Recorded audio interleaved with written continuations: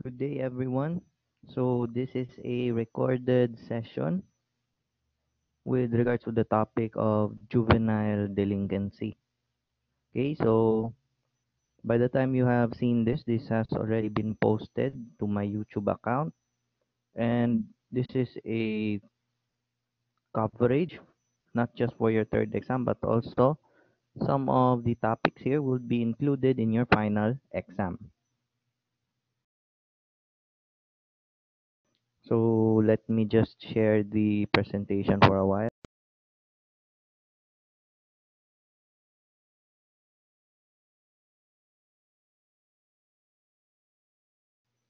Okay, so juvenile delinquency. So it is basically a concept or a term which is adapted to those persons who are not yet on the age of majority or yung wala pa sa legal age, which in our case sa ating bansa it is when they reach 18 years of age.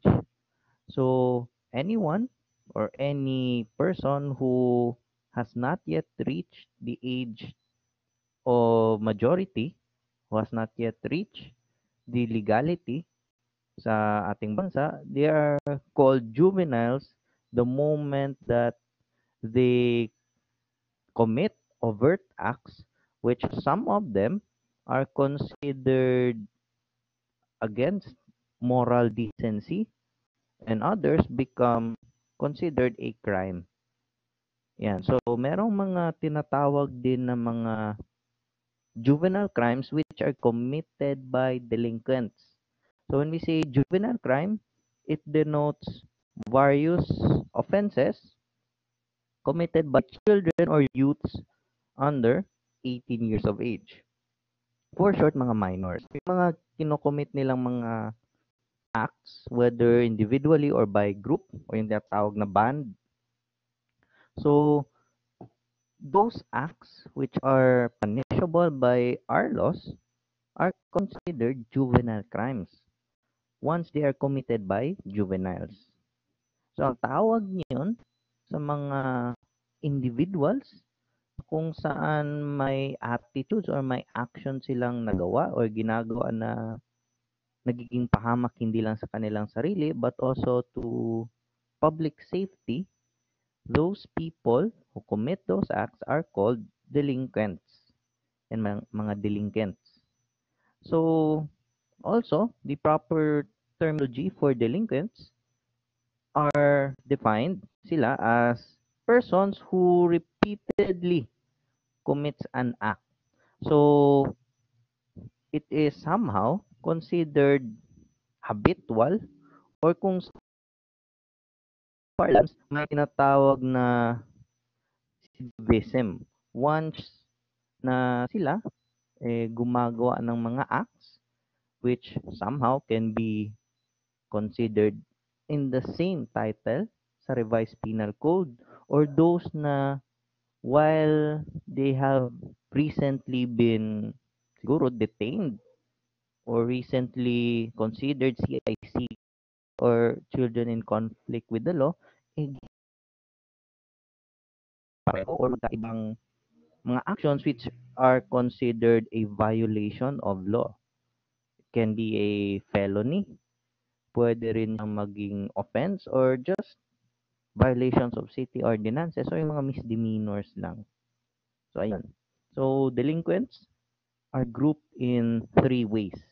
So, ito, itong grouping na ito was adapted or is currently adapted and still being modified by our laws. Yan, according sa Juvenile Justice Welfare Act. Yan. So, that is Republic Act number 934. For first group, yung mga children 7 years old or those below 7 years old, yan yung mga children who are scientifically and legally considered na wala pang innate or wala pang inherent na criminal liability.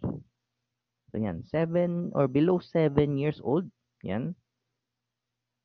pag may ginawa silang mga krimen or misdemeanors, yan mga delinquent acts, they are not put into a facility or jail facility na somehow nasa presinto, because they would still be considered those individuals of society who does not have what we call intent or criminal intent. Kasi sa mga krimen, especially those who are penal in nature, kinakailangan ng intent for that person, yung accused or yung respondent, maging guilty or would be judged guilty beyond reasonable doubt. So next group are those from 7 years old up to 12 years of age. Yan yung mga tinatawag rin na meron pang Dolly in Capax, or not capable, those not capable of having criminal intent. Yan.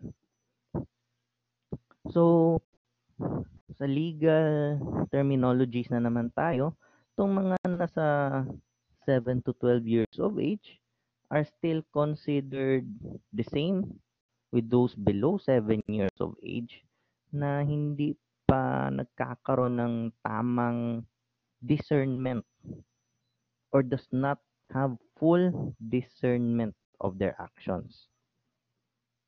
Yan. Discernment. Yan. Medyo nagkamali. Ang tamang term yan, aside from not having criminal intent, is a delinquent who are 12 years old and below, wala pang tinatawag na discernment. Yan. Discernment. So again, first group, those below 7 years of age. Next group is those or are those who are ages 7 to 12 years. Ito below 7. Ito na naman 7 to 12. Both of them does not have Dolly in Capax as adjudged or presumed by law. Next are those youths na above 12 years old, yan, above 12 years of age, up to 17 years old. Yan. So, yung mga delinquents under this age group, meron yan silang tinatawag na conditional na intent or conditional na discernment.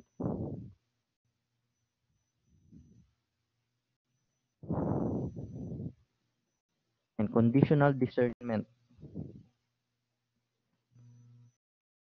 So those children who commits acts which are violation of laws within this age bracket, itong third group, yan, once they commit acts, sabihin natin nanaksak na gidunggab niya yung classmate tungod wala nagpahuram sa iyang kasing siguro or gidunggab niya sa gate sa eskwelahan. So yung juvenile or that youth who committed that act, that is kung sa adults pa yan or of legal age, kung may mga taong nag-commit yan 18 years old and above, that will be either murder or homicide. Pero dahil they are still below the age of majority, but they are within the bracket age of 12, above 12 years old to 17 years old, may conditional liabilities, conditional discernment. Kasi itong mga bata at that age bracket, they can already somehow discern right from wrong. They could already predetermine most, or if not half, of their acts. And of course, there are some of them, especially yung mga 16, 17, even 15 years old. They can already take care of themselves somehow in one way or another.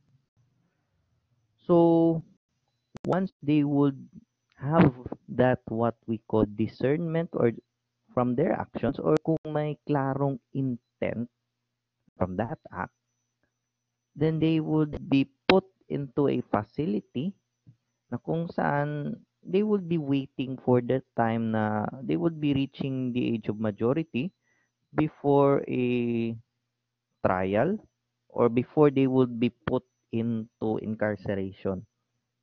Yan. Hindi naman lahat ng krimen ah, makakakulong or makukulong yung mga delinquents. Kasi mga delinquent acts, it is not just actions which are violation of laws or those laws that are broken, but also those acts na kinoconsider against the norm of society. Yan. Vandalism, that is originally against the norms of society, but of the modern legal age, yan, or the modern times, yung vandalism is considered already a misdemeanor, yan, or infraction. Okay? So, ulitin ko, juvenile delinquency, it used to describe a large number of disapproved behaviors committed by the children or youth. Yan. From local violations like yan, yung pagrarayot, yan, vandalism, or even yung pag-break sa curfew to severe acts. Yan. So, juvenile delinquency, not just disapproved behaviors, can be considered antisocial actions or antisocial behavior. Again, ang gumagawa niyan mga minors because they are termed juveniles in general. Juveniles, once they commit acts na hindi naman misdemeanors lang, but against the norms, they become delinquents, then poof, you have juvenile delinquency. Yan. So, next, yan. Punta tayo sa status offenses. When we say status offenses, these are acts that only juveniles can commit and can only be adjudicated inside a juvenile court. Yan, or yung children's court, family courts. Yan, ang tawag ngayon. So, yung status offenses, pag ang adults or those individuals who are of legal age ang magko-commit, it is not really a violation sa kanila unless it is specifically stated. Pero kung ang minors ang gagawa niyan, then it is an offense clearly para sa kanila. Violation of curfew, underage drinking. Yan. Truancy, yan, or yung isang bata or isang juvenile would skip classes. Yan.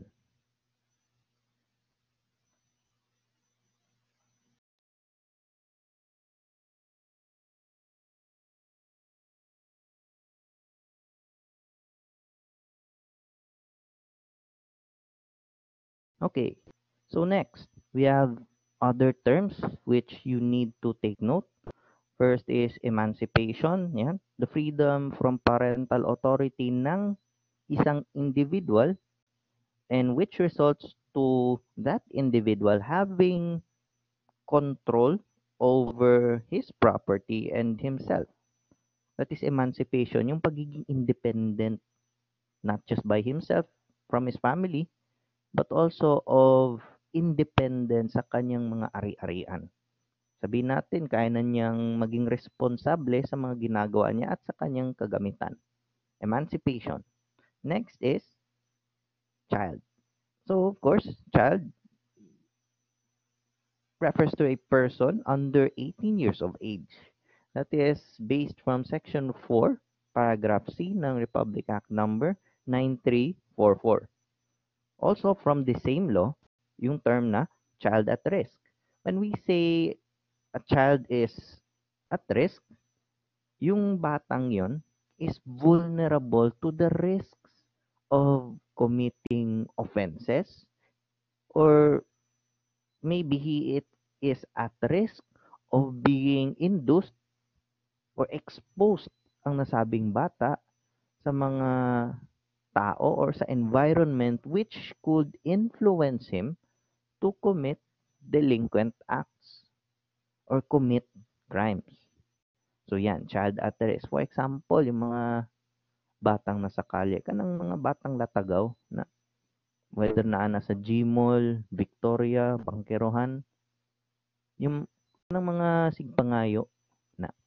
So, they are considered child at risk not just because exposed yung health nila, not just because they have the susceptibility or pwede silang makatrabaho even though underage sila, but because exposed sila sa tanang mga buluhaton or mga action sa mga adults or mga tigulang na which kung hindi sila nag-aaral at that age would somehow make them become siguro mas napugos yung maturity.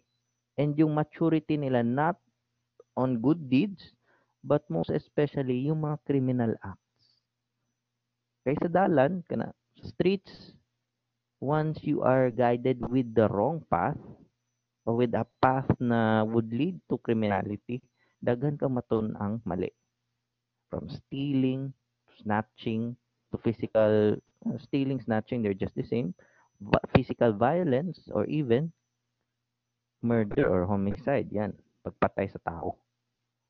So those children below 18 years old na nasa mga streets, nasa mga dalan, they are at risk of acquiring behavior, acquiring acts, or acquiring philosophies na hindi naman tama. Okay, so next, we will be discussing the nature of delinquency, the four aspects of the relationship between emotional disorder and delinquency. So here are the four aspects. First is delinquent behavior is a symptom of some underlying emotional disorder. So, explain ako ni og mas deep. Okay? So, when we say delinquent behavior is a symptom of some underlying emotional disorder, kana mga delinquent acts, kana for example, vandalism. That's considered a delinquent act. It's not an offense, it's not a felony, but it is a misdemeanor or a violation of an ordinance siguro, infraction. Pero it is somehow showing sa ibang mga kabataan na nagva-vandalize, which yung mga nagva-vandalize commonly na sila'y membership sa isa ka gang o isa ka youth group na ang buluhaton is not desirable for a youth group. So some of them, as other psychologists have seen through their research, is that yung mga nagva-vandalize na mga kabataan sa streets, yung emotional disorders nila ay natatago or kumbaga naapa sa sulod nila, and the way na papagawas nila ang ilang emotions, the way na mapagawas nila ang ilang kaligut-gut, ilang gibati, is either through vandalism or either included pod ang pag-commit sa other criminal acts. Yan. Because somehow merong iba dyan na siguro experienced violence when they were very much young. Yung mas bata pa sila.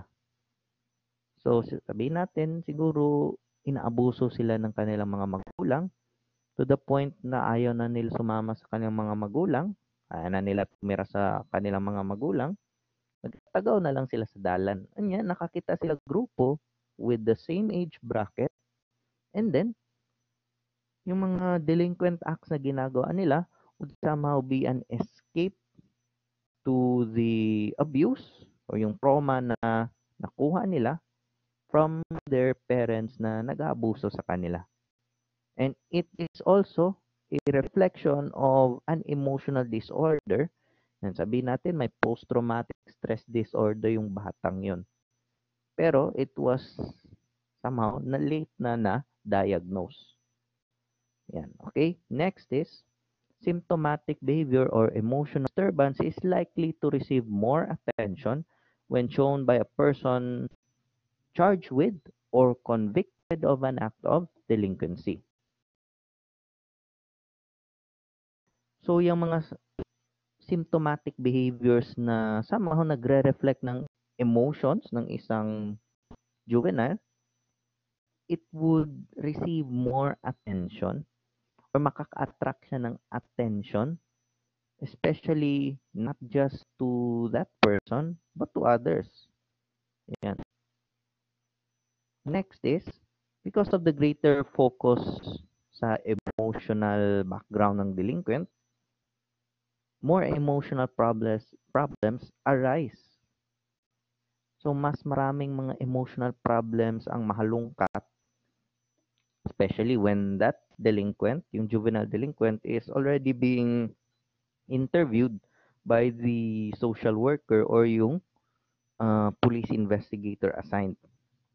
So, mas maraming nakikitang emotional problems yung mga batang nasa kalye who are delinquents committing violations of law compared to those average youths, average minors na nandun pa rin sa kanilang mga magulang or yung mga nakakapag-aral pa rin. Because most of the delinquent youth in our country, most of them are what we call out of school youth. Yung mga hindi nakakapag-aral sa age group na kung saan kailangan nakakapag-aral sila. Yan. The next is, delinquent behavior obviously, most of the times, come from an emotional disorder. So, yung kagaya sa example ko kanina, sabihin natin na inaabuso siya ng kanyang tatay when yes, she's a girl, when she was younger. Yan, maraming instances sa ganyan. To the point na yung batang anak ginagalaw nung tatay. Which of course, when you are a young girl, that is already traumatizing. Gulan pa na sa amahan og threats or sa gulan pa na og physical violence, somehow it could create an emotional disorder or a disturbance to that female child, yung batang babae. Yan. Okay? So also, juvenile delinquency is characterized by the following sub-factors. Yan. Delinquency accelerates from ages 13 to 17 years of age. So kasagaran especially sa ato ang setting diri sa Pilipinas na ang mga kabataan na sigig buhat og mga violations sa ato ang balaod commonly are between these ages. Yan, 13 to 17, somehow yung mga 12 years old to 17. Kasi yung delinquency or yung mga actions nila are somehow inspired or was influenced not just of yung mga nakikita nila sa mga adults but also of media. Yan. Sabi nila na kung mapil ka gang na buhat kag mga butang dira, especially at night, of course, the police would be there to intervene. Pero hindi ibig sabihin na nandyan yan ang mga kapulisan, yung attention nila mapupunta sa kanila lahat. Because most of the children committing delinquent acts are just having that sense na, sige, hindi naman ako binibigyan ng attention ng magulang ko, maybe, kung gagawa ako ng krimen, magkakaroon na ng attention yung magulang ko. So, for short, the delinquent acts that they commit would serve as an attention seeking technique for them to have enough attention to them. Okay? So, parang nagiging paraan nila yon para makakuha ng attention. Siguro, kinakailangan nila ng understanding or kinakailangan nila ng mas malalimang pag-unawa. Because those children at that age really needs people, especially parents, to guide them. Next is the prevalence of different kinds of offending at each stage and the percentage of persons initiating and terminating them medyo lumalaki. Yan. So, at about 18 or 19 years old yan. Once they reach the age of majority, yung mga early stages niya from 18 years old to 19 years old, yan. Dahil alam nila na nasa legal na edad sila, somehow, mas marami na silang natutunan from their previous actions, mas maraming mga offenses or mga crimes that those delinquents can be able to perform. So, mas marami na silang, sabihin natin, mga capabilities to commit acts of crime. And of course, juvenile delinquency, this is not just in our country, but other countries, especially mga third world countries like us. Yung gap between the male and female involvement in status crimes or those delinquent acts ng minors, mas nagiging maliit yung gap. Especially in the modern age na yung social media mas nagiging malawak ng influence, the gap of committing crimes has become smaller kasi meron na din ibang mga kabataang babae o yung mga kababaihan na minors who would be influenced by their male friends and would be indulged to join to their groups o yung mga gangs nila and would commit the same acts. The thing is, yung seriousness ng kanilang mga actions is still the same with yung original na setting o yung original na presumption na mas marami pa ring kalalakihan o mga kabataang lalaki na gumagawa ng mas seryosong krimen compared sa mga kababaihan. But the only gap na lumiit is yung number of females or female minors na gumagawa ng krimen halos mahabol na sa kalalakihan. Next is a larger portion of boys than girls having broken the law. So kung i-trace back pa na from the 70s, the 80s, hangtod karon, historically speaking, yung statistics, mas marami talagang lalaki ang gumagawa ng krimen, especially juvenile delinquency. But because of this age na yung influence ng social media, yung mga kababaihan, rumarami na rin yung kababaihan, especially 18 years old and below, who are involved in status crimes or status offenses. Yan. Next is sex ratio, showing male involvements as value of goods stolen increases. When you are a young male, yan, mga youth, the first common act of defying the law is stealing. Yan. So, yan yung unang krimen na as what researchers have shown, especially sa United States, sa Chicago, na yung mga kabataang lalaking na re-rescue nila, that's a term, o yung na-take into custody nila, their initial crimes or the first crimes that they would commit are stealing or yung snatching. Sa mga babae naman, siguro, because of their material wants, they would also be stealing. Yan, petty larceny ang tawag niyan sa United States. So that is theft dito sa atin. So in relation to the stage of delinquency, commonly ang mga lalaki at babae nasa emergent stage nila, ay petty larceny ang common na mga behaviors o yung mga acts na ginagawa nila. So yan, emergent stage, that is between 8 years old and sometime would bloom or yung mas mag-peak siya around the 12 years old na timeline. Okay, so rarely merong mga kabataan on that age na nakakapatay na. Yan, it is very rare.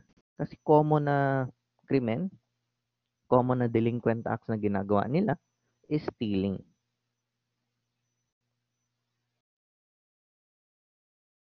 Next, sa stage 2 tayo, exploration. So on this stage, yung mga kabataan dyan would not just be stealing money commonly sa kanilang mga parents or kanilang pamilya or even their friends. But their actions, yung delinquent acts nila, would somehow evolve or ma-develop into shoplifting.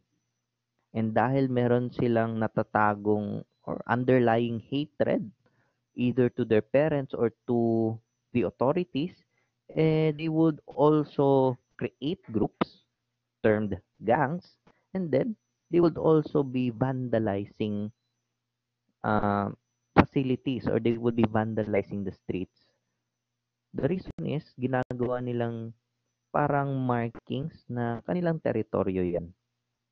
Yan. So, some other scientists, for example, sila uh, Bandura, Albert Bandura, they also termed it na yung vandalism ng mga kabataan or delinquent youth is somehow same or somehow pareho sa concept ng mga aso or mga pusa na umiihi to mark their territory. So ayan, exploration. They would explore different ways to defy authority. Yan, between ages 12 to 14. Next is explosion. Of course, when we hear explosion, may loud bang. Yan. So, mas rumarami na yung mga ginagawa nilang delinquent acts kasi mas marami na silang capabilities or knowledge na na-acquire on that age level. Yan. Yung seriousness ng kanilang ginagawa, mas nagiging grabe pa. And of course, the last stage of juvenile delinquency, yan at around 15 or 16 years old, yung conflagration stage na kung saan hindi isa, hindi lang dalawa yung ginagawa nilang mga acts. 4 or more acts are being added to their capabilities and all of those acts are already very serious. Kumbaga, capable na silang pumatay. For example, dun sa United States, especially nung 90s, 80s and 90s, yung mga bata nagbibit-bit na ng mga baril. And of course, once matouch ang kanilang ego or once na may threat sa kanilang gang, they would use those firearms to defend themselves or to survive. That is commonly occurring sa conflagration stage. So next, classification of delinquency. So number one, when we say unsocialized aggression, these are rejected or abandoned youths or abandoned children na kung saan wala na silang mga magulang na ma-imitate nila or masundan nila, and soon because they don't have that proper guidance, they don't have those parents who would serve as their models, would soon become aggressive. Kasi, kagaya nga kanina, may underlying emotional disturbance. May underlying or natatagong emotional disorder na during the ages of 12 to 14 yan, sa exploration stage, kailangan na nilang ipalabas. Hinay-hinay na nila ng ipagawas ng ilang debate. Unsocialized aggression. They would not care or they would not care of the society o yung mga tao within that society. It's because meron silang galit or hinanakit na wala silang magulang na gumabay sa kanila or gagabay sa kanila. Yan. Unsocialized aggression. Next is socialized delinquency. In this stage, those delinquent youths who previously are acting solo or duo, isa lang sila solo or dalawa, tig tatlo, soon they would come into the membership sa mga fraternities, mga gangs, and other groups who advocate or is committing bad behavior. So, of course, no man is an island. Kung ikaw ay isang bata na lumaking walang magulang, ang nakikita mo lang yung paggawa ng krimen, nakikita mo lang sa TV violence, then you would need someone or some people to survive or to rely on. That's why yung mga kabataan would join fraternities or commonly yung mga gangs. Yan. Okay? Next, over-inhibited classification. It refers to groups or children who are acquired or have been members of groups who are secretly trained to do much illegal activities or much more severe na mga offenses. Yan. For example, meron ng mga bata dahil siguro nakita ng mga adult sa criminal gangs na may potential yung nasabing bata, they would train that child to become either siguro mga enforcers o yung mga gumagawa ng violence or those who would be called maintainers o yung nagme-maintain ng kanilang mga produkto o yung kanilang mga kagamitan. Most common yan sa over-inhibited stage. Yung mga ginagawa ng mga terorista. Yan. So they're considered illegal groups, illegal organizations, which ironically,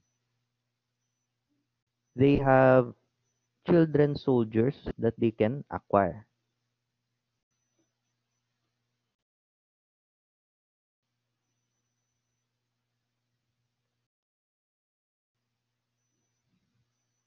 So next, pathway to delinquency.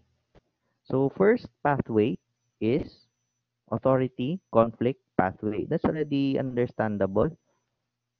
Those delinquent youths which started from early age, siguro mga around 8 years old, 9 years old, they would be stubborn initially to their parents, then soon it would develop to being stubborn or kanang pagkagahig ulo nila with regards to the instructions or the orders ng authority.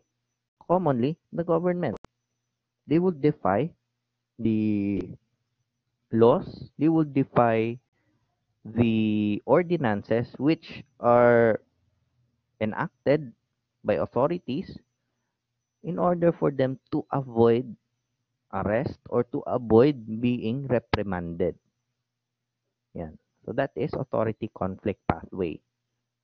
Sunod, covert pathway begins with minor underhanded behavior. Sabihin natin, simple na pagpangawat lang, which leads to property damage. For example, if yung bata originally natuto na siyang magnakaw and then na-introduce siya sa pagdodroga.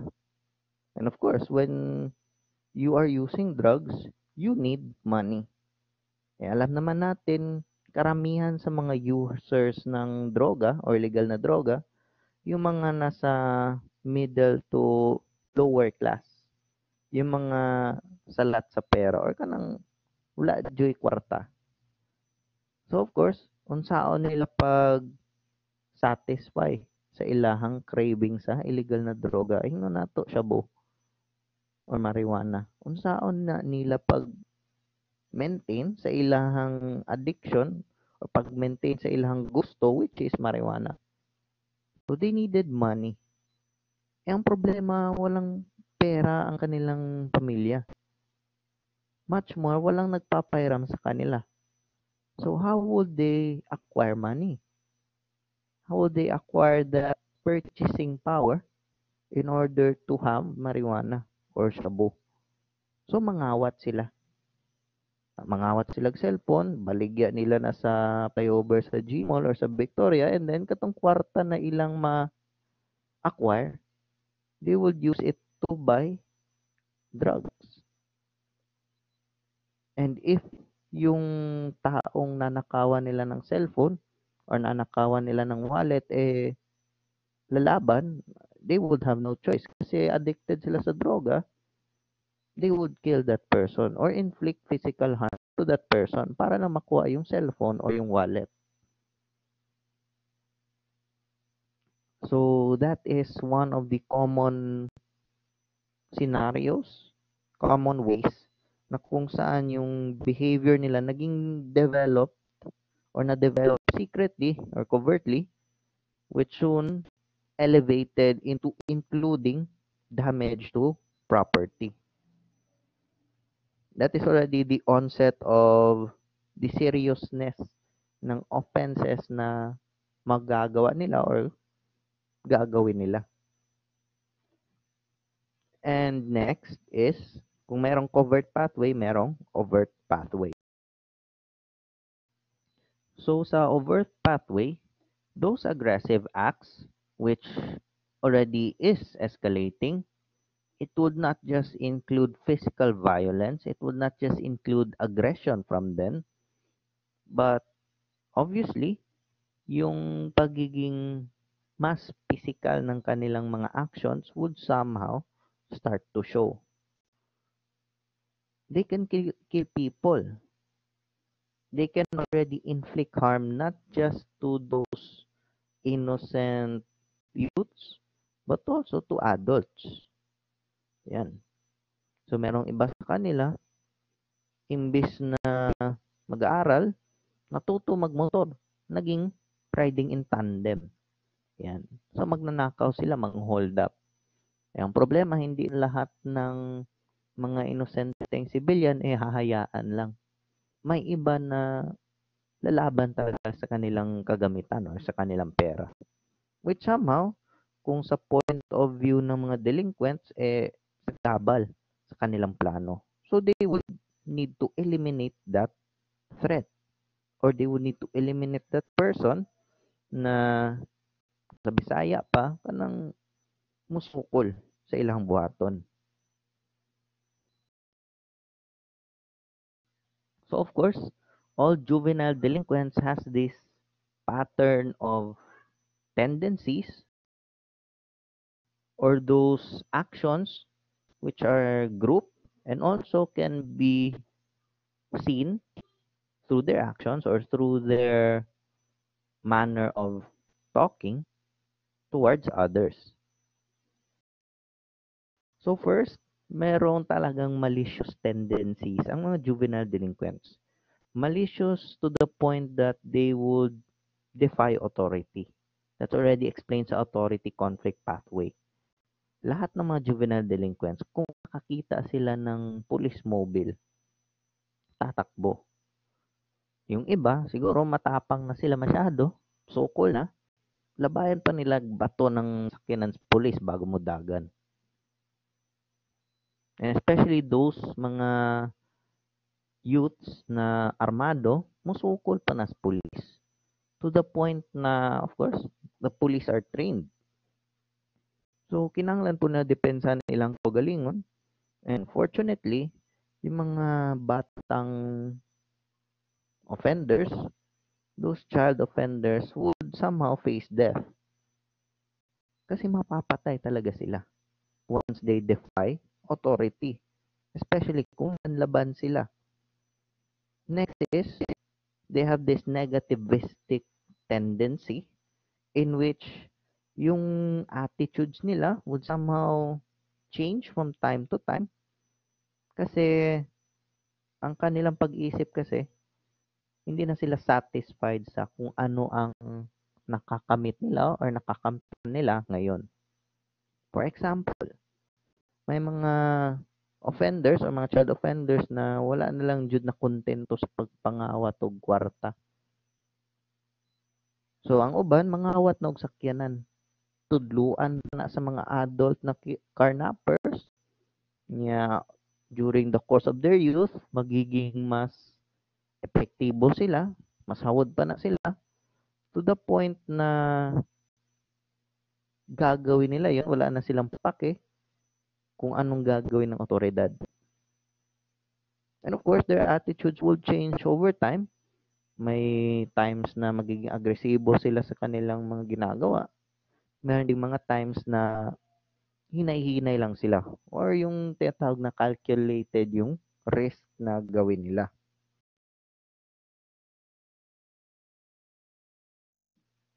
Next is the non-utilitarian tendency. So, for example, graffiti. Yan, yung from the school of thought, yung utilitarian theory, na kung saan greatest good for the greatest number of people, yun yung ini-implement sa utilitarian theory. When we say non-utilitarianism or non-utilitarian tendency of juvenile delinquents, those delinquents who commit acts are not thinking of the greatest good. Hindi na nila iniisip yung maayos na paggawa ng, sabihin natin yung maayos na ginagawa ng mga bata. They're not thinking of going to school or they are not thinking of others already because they would only think of themselves or their group. And the basic concept or the basic reason for that is survival. They would not think of others, they won't care about others because they only care about themselves. And the reason for not caring of others is because they want to survive. That is non-utilitarianism. Some others like graffiti. Yan. For example, graffiti, ginagawa yan ng mga gangs commonly. So the reason na nag-graffiti sila sa mga pader is not just only to mark their territories, but also to maintain their organization in order to survive the daily challenges of life. Yan. And of course, this is natural for those juvenile delinquents, yung hedonism, or having a hedonistic tendency in which they would commit bad things for the pleasure of themselves. For example, merong mga bata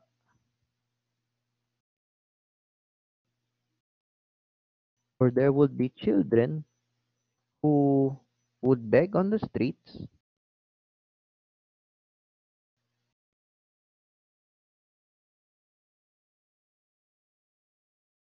There would be children who would beg on the streets for the main purpose of getting money para ipangdula sa pisonet. Madula pag COD or kung saan na crossfire, madula pag Dota food. Na yung mga bata na during Christmas, hindi naman lahat sa kanila, pero merong iba sa kanila na mangangaroling. And then yung pera makukuha nila sa pangangaroling, siguro, i-divide nila sa grupo, kunya, madula sa internetan. Mo na kung Pasko, daghang mga tag-iyas internetan ang malipay. Especially ng mga pisonet. Nga naman, kay tungod na ay mga bata na mangaroling siguro, o na ay mga bata na mangawat o mga butang, iprenda o ipaprenda nila Unya tong kwarta na ilang makuha, ilan na nilang ilustay or igasto nila sa pagdula sa internetan or siguro mangawat sila, makakuha sila kwarta unya ilang palitan or palit sila og rugby. Rugby boys, yung national team natin. Yan, palit sila rugby, that is contact cement, or mopalit sila bulka, ilan nilang gamiton. Of course, for pleasure. Yan. So, there will be always that hedonistic tendency.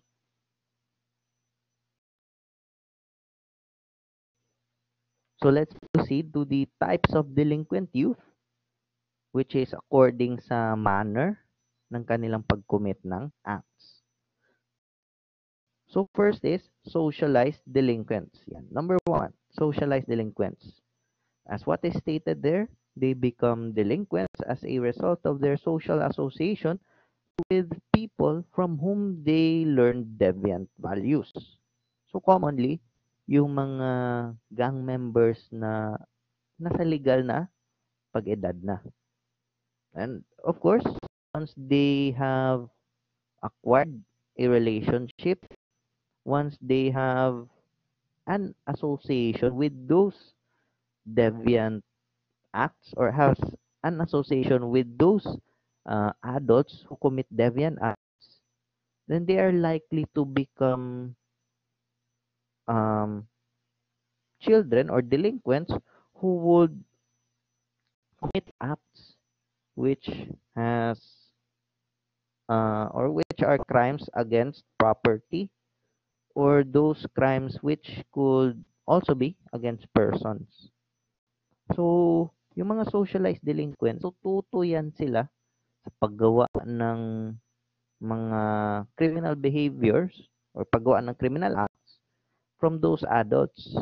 And of course, yung ituturo ng mga adults are those commonly crimes against persons, siguro pagpatay, or those crimes against property. Siguro kawaton nilang balay, akyat bahay, or mangawat silang motor, still considered carnapping. Pero ang mas specified na term, motor napping. So natudluan na nila unsaon pag-ignite or pag-start sa ignition sa motor. Na unsaon ba na nila pagpiklak sa susian sa motor? Or how would they snatch cell phones which are put sa back pockets? So commonly kanang mga bata, of course, because of their youth, medyo may athleticism. Mas mabilis yung galaw. Tuturuan niya ng mga mas senior or mas adult na mga criminals saon pagpangawat. For example, yung nakita noon sa San Pedro na dakpa na bata, they're minors. They are known snatchers of cell phones. Nga naman, kay itong mga cellphones man good, na yung mga tao jud na siguro wala na tudluan ever since of the word security, ilang ginabutang ilang cellphone sa ilahang back pockets. Kanang bulsa sa likod niya, balandra nila ilang iPhone 50 na or Samsung A50. Balandra nila ilang mga cellphone, butang nila sa likod.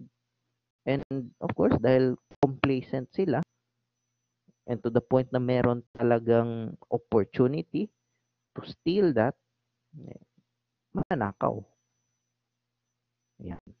So, those actions that are done by children, those socialized delinquents, yung mga actions nila, again, I would repeat it, were acquired or was learned from those adults who also commit those deviant acts and would impart deviant values to those socialized delinquents who are eager to learn.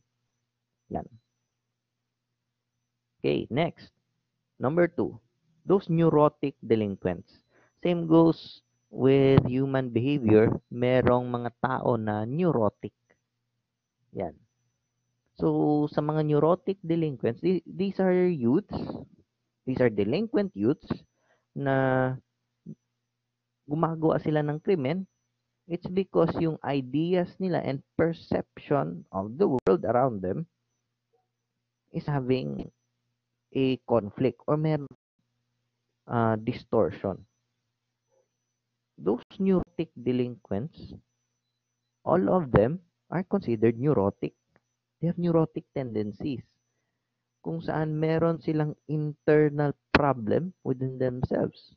The understanding of the environment around them or meron pa silang mga iniindang regrets or iniindang mga sakit at physically pero yung emotional na distortion sa kanilang sarili. Yan.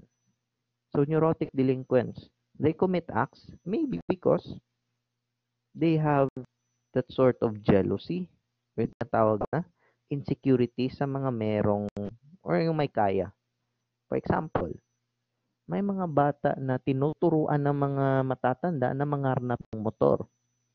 Na for the basic purpose na yung batang tinuruan, pati yung matandang nagturo sa kanya mangarnap, they have insecurities or nasuya sila tungod katong biktima na gwapong motor. Kawato nilang motor para mailang motor, ilang gamiton. Na. Or for example, merong mga gangs, mga youth gangs who are stealing inside the malls. It's because they are jealous of other children from rich families who could buy those without committing any illegal acts. So nasuya na sila. They are jealous that there are other children of the same age who could acquire that thing without so much effort. That's why ang gagawin nila para manabla, ikawato na lang nila. So that's somehow part of being a neurotic delinquent. Okay? For example, merong iba na commonly sa mga gangs, may mga away ng gangs against other gangs na siguro ang rason, babae. Siguro ang leader sa gang A, iyahang ex, nahimo ng uyab sa leader sa gang B. So, saan man ni leader sa gang A, nasuya siya. So, sa ibuhaton niya, mag-riot sila sa gang B. Na, that's one reason or one of the instances na yung mga neurotic tendencies ng kabataan would be seen or would be shown by themselves.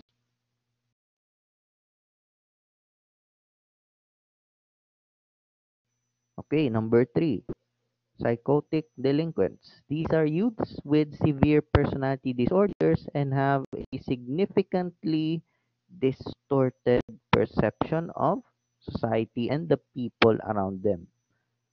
So, those with mental difficulties pero hindi naman yung sobrang severe. Yan.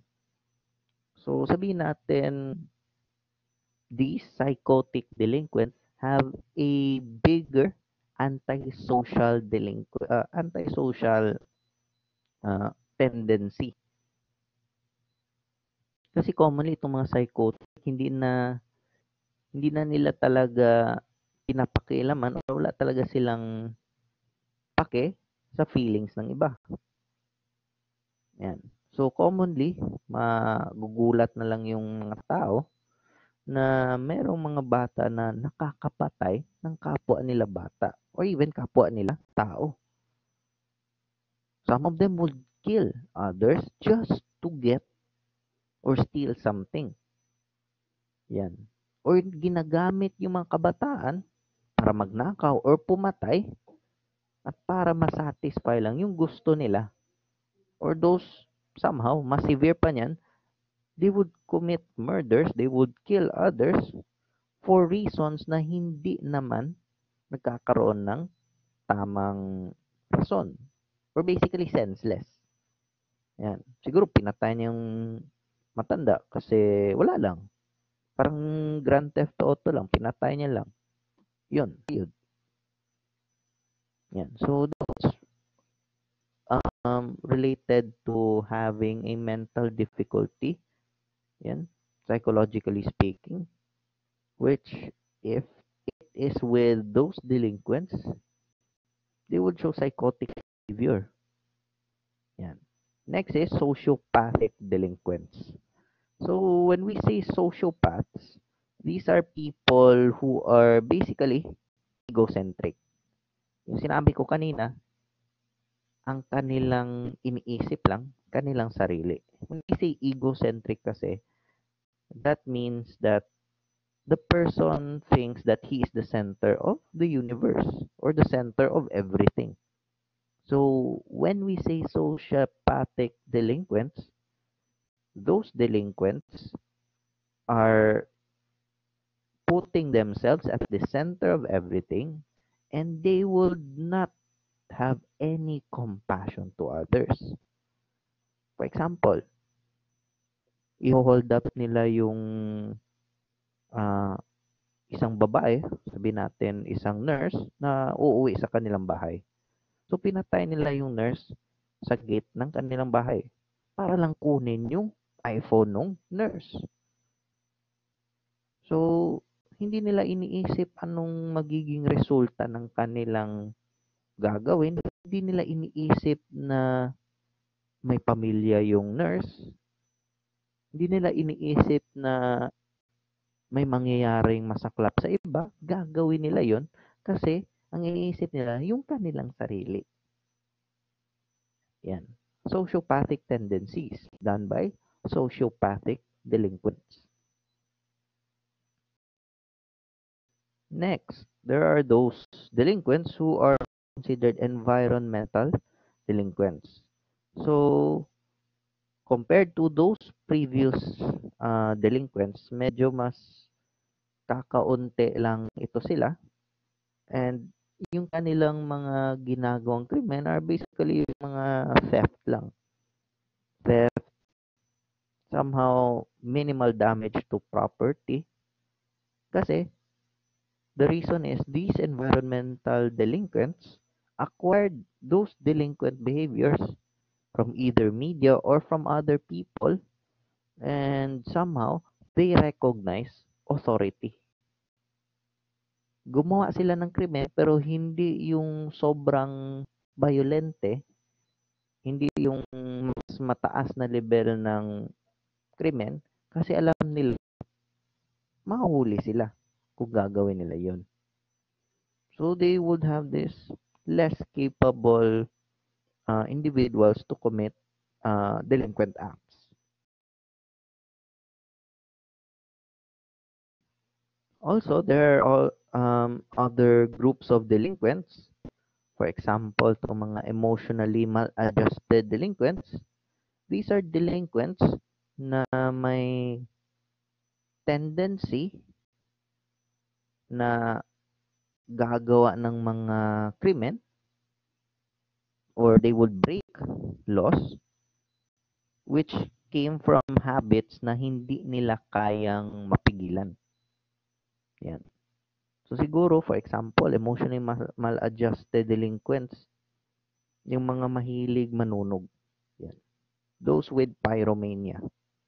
Yan. Siguro nakasunog na sila ng bahay. The reason is, hindi nila mapigilan or makontrol man lang yung kanilang mga habits o yung kanilang mga mania, yung mania nila na manunog ng mga bagay. So there is an emotional makeup na hindi pa na-adjust o hindi pa na-cure. Next is psychiatric delinquents. These are persons who become delinquents due to mental illness or serious emotional disturbances in the family. Yan. So, these delinquents really need professional help. Yan. So, they really need to be um, sent to doctors before they commit crimes. Kasi for the basic fact that they have a psychiatric problem. Yan. Next, occasional delinquents. So when we say occasional delinquents, these delinquents participate in groups with common or similar characteristics. Sabihin natin, they came from the same school. And of course, they are of the same year level. The thing is, dahil grupo sila at siguro nag-eengganyo pa sila ng ibang kaedad nila na sumali, they're considered pro-social or socially active delinquents who would imitate what other kita nila sa media na or sa mga pelikula na yung mga kabataan nagsi-skip classes o kanang moambak sa pader unya moadtog internetan. So ila man ang makitaan sa mga movies, ila nang sundon. And the thing is with these occasional delinquents, they would not do it initially, hindi na gagawin to every day.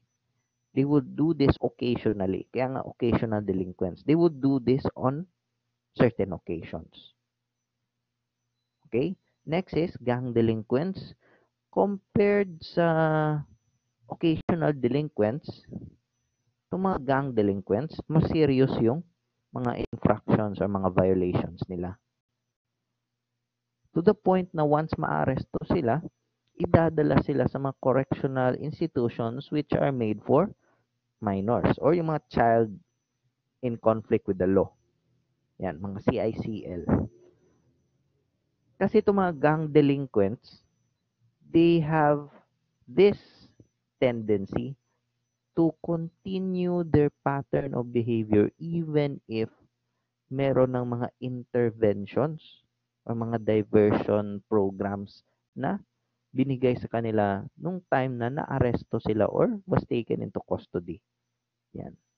So, even if they were already previously been rescued by law enforcement, by the time na binalik sila sa community, pinagpatuloy nila yung ginagawa nilang mga criminal behavior.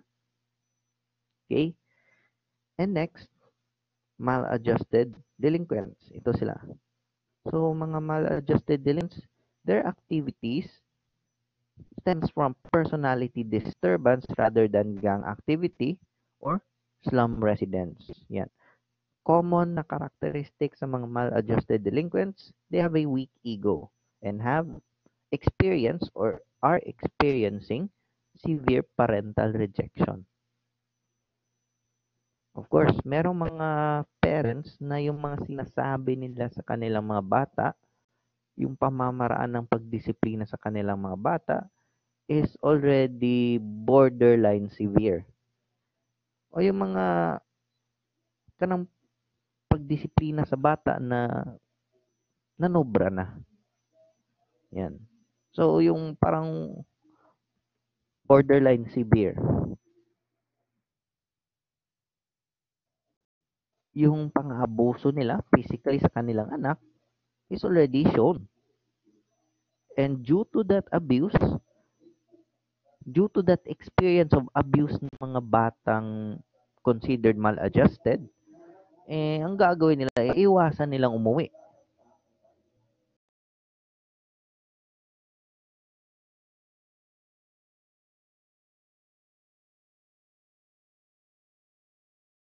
Iiwasan na nilang umuwi ng bahay. And of course, the only people that they would rely is yung mga kapwa nila, katropa sa gang. Yan. Okay? So, common characteristics ng kanilang behavior.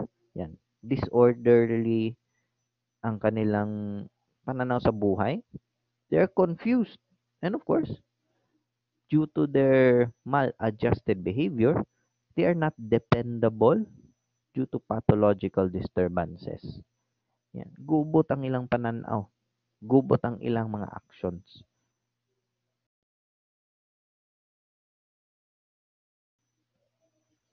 So, next, we'll go to the early conceptualization of childhood. Let's start with those from the 14th century to 17th century. Yan. So during 14th century to 17th century, dito tayo, baba ko lang konti, dito, yan. These were the times na kung saan na-invent na yung delinquency problem. Yan. In which the Roman law or yung canon law based their laws from the distinction of juveniles and adults or yung pag-create ng tinatawag na age of responsibility which soon become age of responsibility.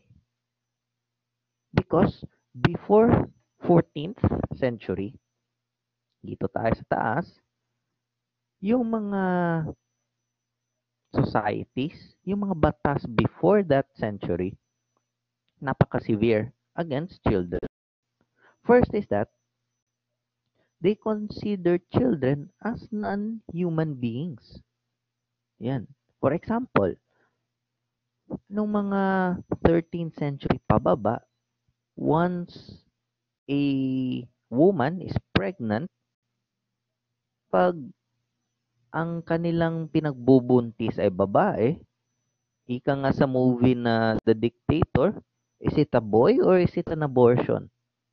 Because they consider girls those individuals na hindi human kasi hindi nila madadala yung legacy or apelyido ng pamilya ng lalaki. That's why most husbands before 14th century would really want male babies. Kasi maki-carry out yung apelyido, maki-carry out yung characteristics nung ama. Because they didn't consider females at that time of equal. Patriarchal or sobrang patriarchal ng society noon. Yan. So they consider infanticide. Yan. Or they would even abort those children if they knew that the woman is pregnant with a girl. At hindi lang sa mga babaeng babies, but if the family knew na yung pinagbubuntis ng ina, eh, may deformity yung bata or may sakit na yung bata even before it was born, may deficiency, it's better to abort the child. It's better to kill the child than letting it live and linger with problem. Yan. So, para lang mga bagay lang yan. Yan. Is it a boy or is it an abortion? Yan. Sunod, abandonment. Even until now, there are still certain individuals who would leave those babies, siguro commonly, sa church or sa public places, inaabandon na nila yung mga batang bago lang napanganak or recently lang napanganak. It's because siguro hindi tanggap ng pamilya or hindi niya tanggap yung anak niya, yung point of view ng nanay. For example, merong mga kabataang babae, siguro high school or in the high school period na nabubuntis. And of course, dahil alam nung buntis na ina na hindi yun tatanggapin ng pamilya niya dahil age pa siya or ang nakabuntis sa kanya hindi tatanggapin talaga ng magulang or ng publiko, then she would rather abandon it rather than killing the child. Siguro may konsensya pa siyang natira. Ay, panganak na lang niya yan. And then, ibigay na lang niya yung anak or i-abandon na niyang anak to a place na somehow the child would be taken care of. Commonly, sa mga orphanages or sa mga churches. Yan. So, abandonment of babies. Yan. Abandonment of children. Next is swaddling or swaddling. In this action or in this type of consideration sa mga bata, it is done by depriving the child the use of his or her limbs. Yan yung kanyang mga paa. So, ang gagawin yan, yung kanyang dalawang paa would be wrapped in a bandage, endless bandage. Kana mura ka gisulod sa mura ka gimamify imong tiil. Yan. And of course, dahil na natali yung both limbs mo, yung parehong paa mo, you wouldn't have the ability to move. Yan. So, para kang naging sirena, pero, yun nga, it is waddling. Yan. The reason is, the child could not be left unattended and kailangan yung attention palaging nasa kanya kasi hindi siya makagalaw.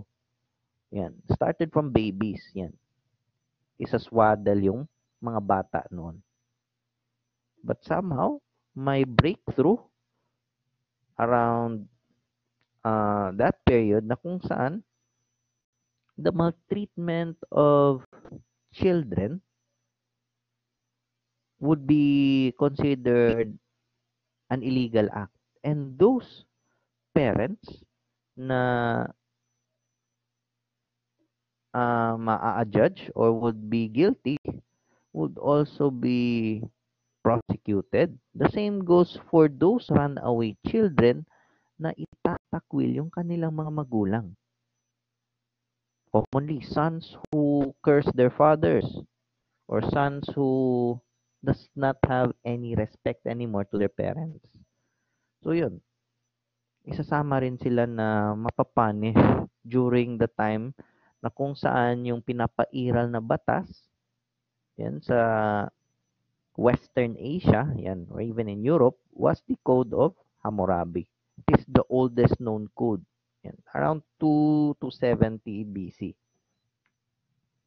Yan. The next conceptualization of childhood is that children are considered miniature adults or mini adults. Yan. So, napakaraming practices na ginagawa dyan. First,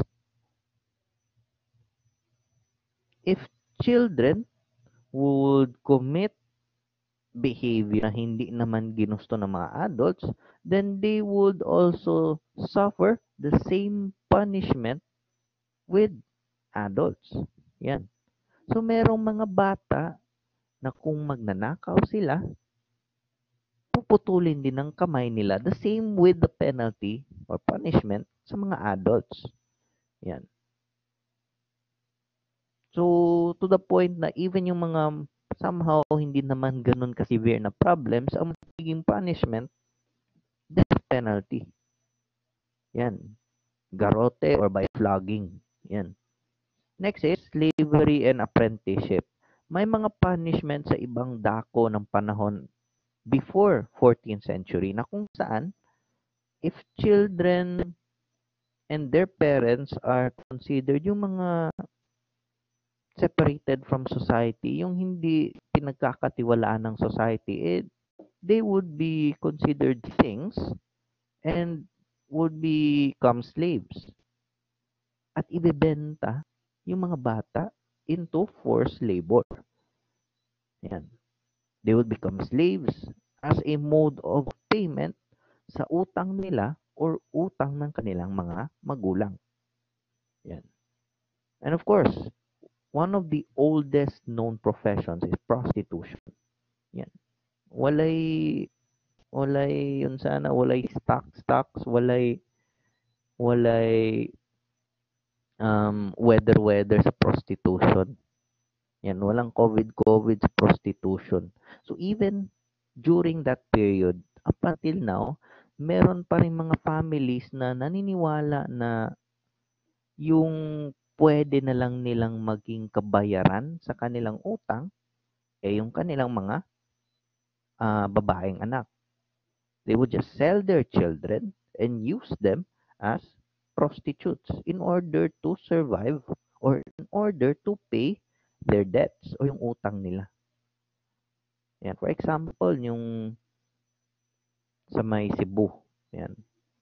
Nirate ng NBI yung isang bahay or isang compound kung saan yung magulang, the mother and the father, binubugaw nila yung kanilang tatlong anak. Yan. The thing is, it is done through cyber sex or cyber pornography. They would be having income in dollars. Yan, meron silang dollar income, pero binubugaw nila yung kanilang mga anak locally and internationally. Yan. So that originated even before 14th century na kung saan ang pambayad na lang ng mga magulang sa mga utang nila sa mga mas mataas sa kanila, yung kanilang babaeng anak. They would use them as prostitutes. Yan. So, yung mga ginagawa noon, yung mga pinapatupad nila noon, thankfully, nag-evolve na yung pag-iisip ng mga tao during the course of centuries. It would be considered as criminal acts today, yung mga ginagawa noon. Yan, infanticide, abandonment, swaddling, yan, or even prostitution and slavery. Yan, especially sa minors, yan. Pinagbabawal yung child labor eh. Much more. Yung mga prostitution to minors. Yan. Especially those minors who were forced to have sex in order to pay debts ng kanilang magulang, statutory rape na yan. Okay? So, let's proceed. So, 14th to 17th century. Ancient Jewish law. Yan, dito. So, the famous um, the famous um, example sa ancient Jewish law is nakikita sa contents ng Talmud. Yan. Or somehow, yung kanilang civil and religious laws was inside or based sa Talmud. Yan, 12 tables, I guess. So, it specified conditions, it specified regulations in imposing punishment not just for adults but also for children. So one of those examples is that walang corporal punishment, walang physical punishment sa mga kabataan na gumawa ng krimen when they have not reached puberty or prior to puberty. So yung puberty sa kanilang panahon, it was between the age of 12 for females and it would start by the age of 13 sa males. So for those children who committed acts or crimes from the ages 12 and below and 13 and below for males, eh, wala silang corporal punishment. By the time that they will reach those ages, yung mga minimum, pwede na silang patawan ng corporal punishment depending on the severity of their actions. Yan. But the thing is, corporal punishment lang, hindi pa sila severely or mas severely pinapunish because that would come sa capital punishment which would be imposed on those offenders under 20 years of age, commonly 17 years of age. Yan. So, similar leniency was found, especially yung sa mga Muslims, yan. Children under the age of 17 were typically exempted from death penalty. At yung mga 18 years old and above, yan, pwede na yan sila sa capital punishment. So, for example, ganito na lang. Para mas klaro sa inyo. Sa ancient Jewish law, 12 years old for females, pati 13 years old for males, sila.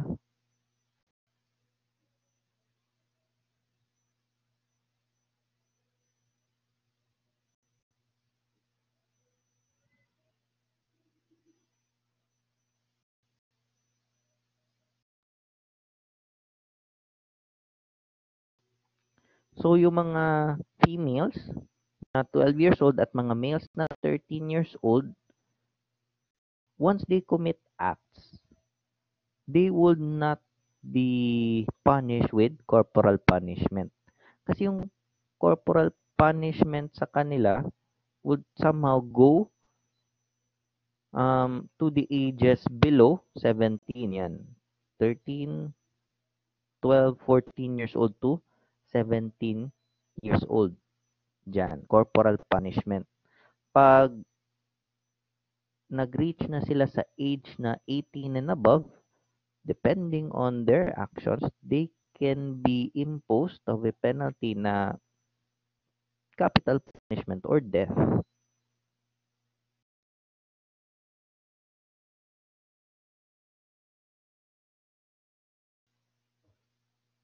So, ayun.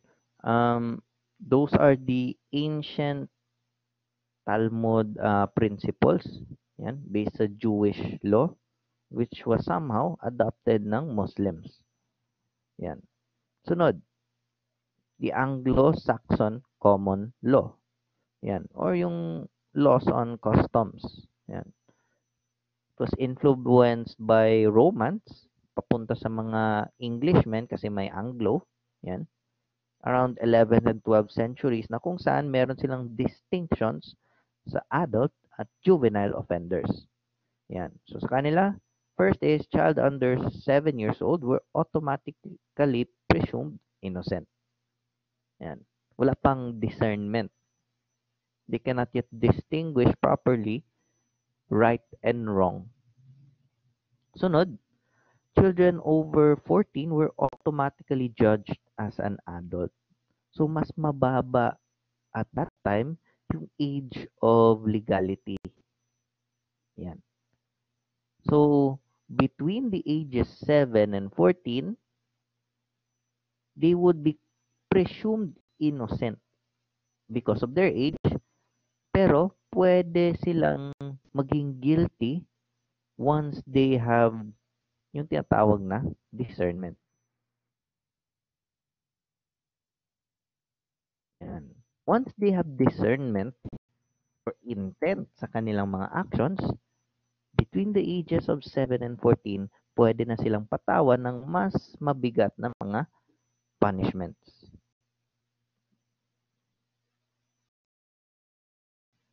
So also, sa Anglo-Saxons period, yan, based sa kanilang law, institutions for children offenders have already been being built dahil mas nag-i-increase or mas tumataas yung pagkilala nila sa capability ng mga bata na gumawa ng mga criminal acts or even offenses.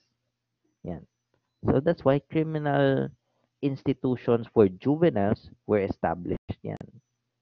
So between 1824 to 1828. Yan.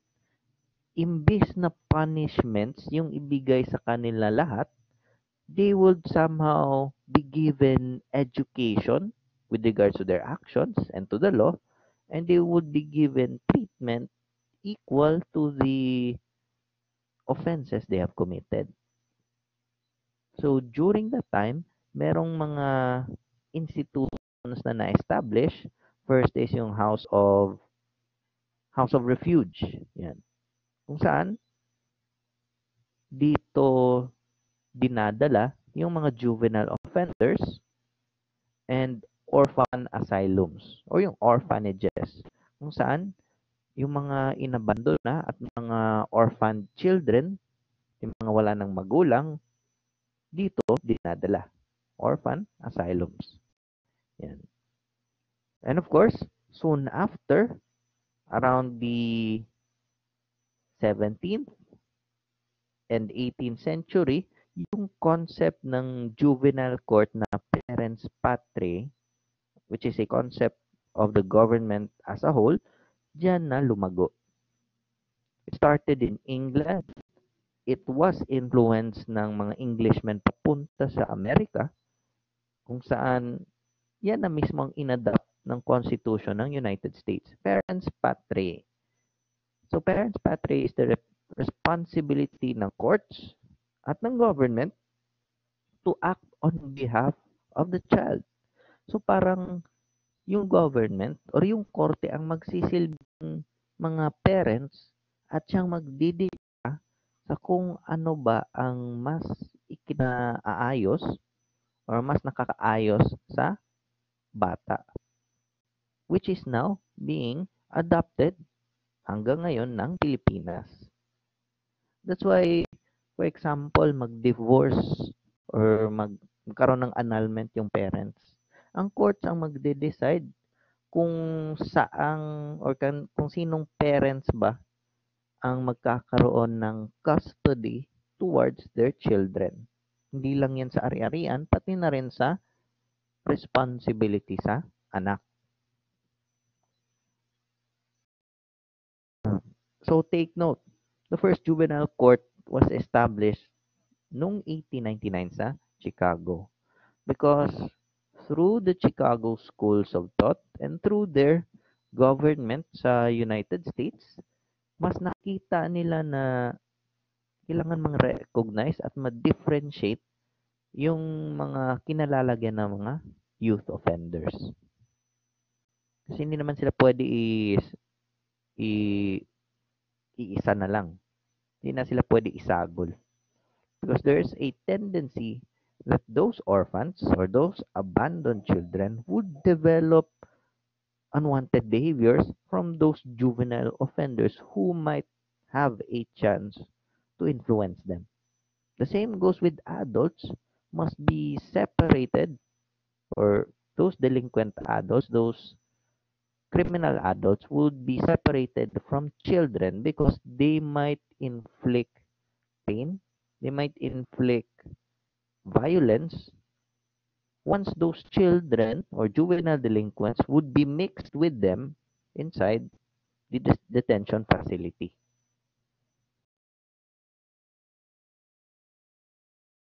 1818. So, during that time, the New York Committee on Pauperism gave the term tinatawag na juvenile delinquency. So, dun sa New York, they publicly recognized that term as a major cause of pauperism. Yan. Especially sa mga bata. Na kung saan kailangan yung mga inabando ng mga bata at yung mga juvenile offenders must be separated with regular offenders. Yan. Okay, so next, let's proceed to theories of delinquency. Okay, so napakaraming theories ang ginagawang basis for the acts of juveniles against authorities or against society. Yan. Of course, one of the oldest, demonological theory. The reason is may mga devils or forces of demons who would inspire or who would influence the actions of a certain individual. Kumbaga, gihunghungan sa yawa. Na. So, somehow there are other forms na kung saan na-possess or was possessed by evil spirits yung nasabing tao. Next, of course, classical theory postulated ni Cesar Beccaria at Jeremy Bentham kung saan people choose criminality the same way as they chose conformity. And that youths commit crime because they think or imagine the greater good results na makukuha nila in committing or not committing a crime. Yan. So, dito rin na base yung hedonism at utilitarianism. Yan. Of course, hedonism, that's pleasure principle. And when you attain pleasure, it can be translated to attaining the greatest good for the greatest number of people, which is utilitarianism. Yan. So sa classical school, meron silang apat na rason kung saan yung mga juvenile delinquents or juvenile offenders kinakailangan ma-punish. or must be punished. Yan. So first, please take note of this. General deterrence. According kanila Cesar Beccaria sa classical theory, punishment of delinquents and other criminal offenders must be done in order to strike fear on those offenders and to strike fear to others, making them less likely to commit crimes. So for short, kailangan mapatawan ng punishment ang mga juvenile offenders para matakot yung ibang would-be offenders at para maiwasan na ipagpatuloy nila ang paggawa ng krimen. That's general deterrence for the general public. Yan. Sunod, specific deterrence. When we say specific deterrence, the punishment inflicted would strike fear in the hearts sa wrongdoers. For example, kung ang krimen na ginawa ng isang tao, whether it's a juvenile or hindi, once that crime, for example, crimes against persons, yan, for example, pinatay mo yung tao, at ang magiging punishment, for example, is death penalty, the reason na death penalty ang naging punishment for killing another is because of avoiding those would-be offenders or wrongdoers to commit or continue killing others. Sa specific deterrence, ang point of view nito ay para maging panakot or deterrence sa mga criminals. Kumbaga, ayaw ni buhata tungod kay mauna ang punishment na inyong ma-incur or mauna ang inyong punishment na tubangon. So kung patay mo og tao o mapatay ang isa ka individual o tao, ang iyahang atubangon na penalty is also death. That is specific deterrence, striking fear in the hearts of wrongdoers. Next is incapacitation. So when we say incapacitate, there would be deprivation of liberty. Yan, or kumbaga, kunulong ka, wala kang freedom of your movement. Privation of liberty. Yan. Your custody is under the government. You would be locked up in a facility, commonly prison, jail, ang proper term. You'll be incarcerated in jail in order for you not to commit any other crimes already and to protect the outside world from your actions or from you. That is incapacitation. Kinukulong ang isang offender para hindi na siya makagawa pa ng krimen at makapanakit pa ng ibang tao. That is incapacitation. When we say retribution, it objects the idea that anything good or useful will follow or result from punishing offenders. So, sa retribution, murag somehow, it is a form of revenge or kanang pagpanimalos. Yan. So, in retribution, yung pagpanimalos to the point na hindi kailangan ng severe punishment. Yan. Retributive, meron pa ring hustisya, pero hindi idinadaan sa mas severe na form of deterrence. Yan. So, recap tayo. First, general deterrence. The punishment inflicted would strike fear sa iba, to the general public, in order to warn them na kung gagawa kayo ng krimen na ganito, ito ang mangyayari sa inyo. Yan. So for example, yung ginagawa ni Presidente ngayon, that's a mixed form, primarily general deterrence. So, sa drug war ni Presidente ngayon, ang strategy sa pag-combat ng illegal drugs, yan, sinasabi niya, pag endanger ang buhay ng mga law enforcers, patayin nyo yung mga kriminal. Because he know that general deterrence would somehow have a big effect on Filipinos. Alam ni Presidente na ang mga Pilipinos hindi madaling matatakot sa sabi-sabi.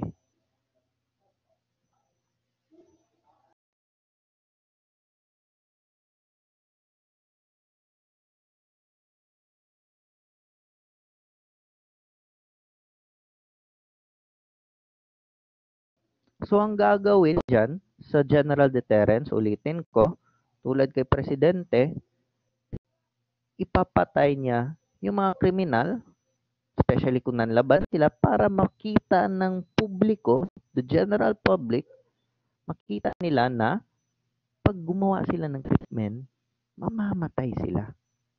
Especially kung manlalaban sila. That's general deterrence. When we say specific deterrence, example, kay Presidente Duterte tayo.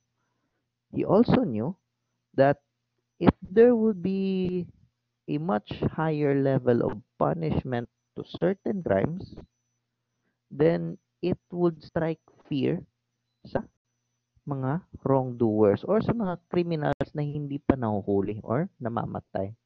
For example, sa mga terrorists, yan. Palagi niyang sinasabi sa kasundaluhan at sa kapulisan na relentless yung paghahabol sa kanila.